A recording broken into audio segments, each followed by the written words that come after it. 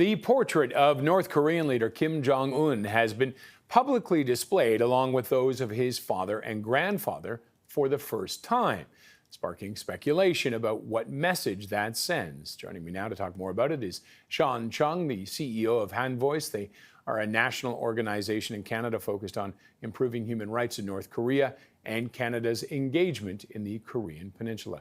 Thank you very much for joining us today. We appreciate it, Sean. Thanks for having me, Roger. Why is this important that we're now seeing his portrait alongside his father and grandfather? I think the simple answer is he's in it for the long haul.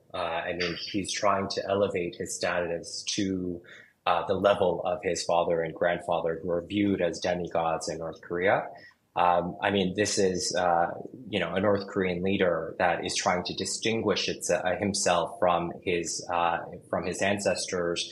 And you can see that he's been able to do so. He's the first North Korean leader that's met with the sitting American president.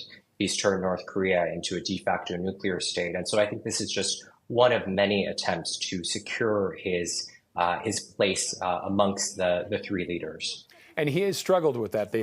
People haven't taken him as serious as his father and grandfather. I think that he has proven himself as a leader that can maintain control both inside North Korea. As soon as the pandemic began, you saw troops going to the northern border, securing it, essentially sealing off the country from the outside world. And you're seeing a similar domestic crackdown in North Korea right now as well. And so I think he has been able to assert a certain level of control. And why do it? Why do it now? Why was this not done 10 years ago?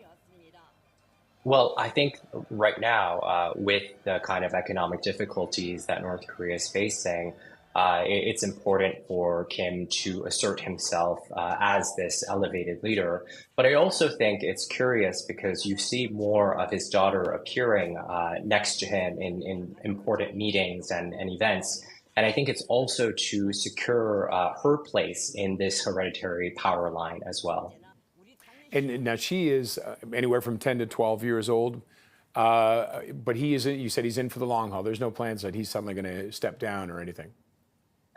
Well, I think that would make my job very different as a human rights activist. But no, other activists are calling this a new dark ages for North Korea, where they're regressing, becoming more inward. And the people are struggling. And so I don't see him changing course anytime soon. And I think what we'll see is more domestic crackdown, less agency for the North Korean people, and more of Kim Jong Un asserting his power both at home and abroad. It's incredible. I'm fascinated by North Korea, by the fact they essentially keep this country in the dark about the rest of the world. How do they do that?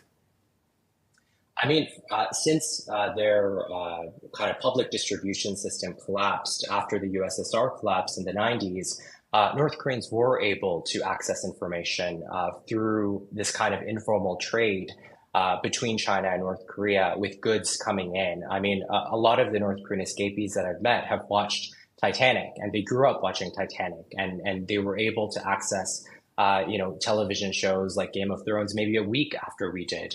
But I think with the pandemic and with Kim Jong Un cracking down on Western influences, even using South Korean slang, wearing jeans, any Western import into North Korea, I think we're going to see less of that. But there's more information that North Koreans have accessed in the past, and we should try as much as we can to secure those lines. And going back to his daughter for a sec, you say she's appearing more. Is she doing anything, any roles at that age?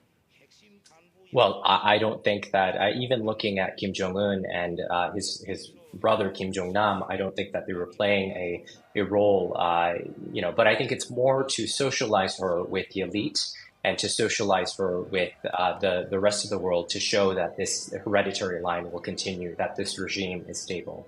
Okay. Sean, thank you very much for your insight on this. Thanks for having me, Roger.